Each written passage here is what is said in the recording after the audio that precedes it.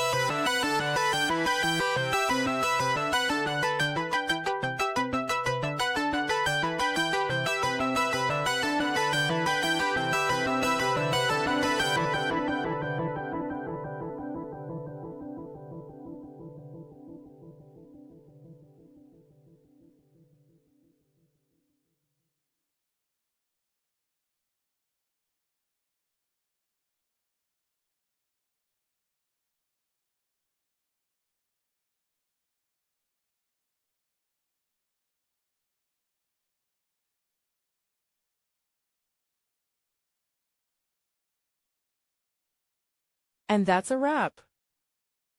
I hope you found the answer you were looking for. If you did, take a second to hit that subscribe button. It really helps out. And let me know in the comments which solution worked best for you. See you next time in the debug zone.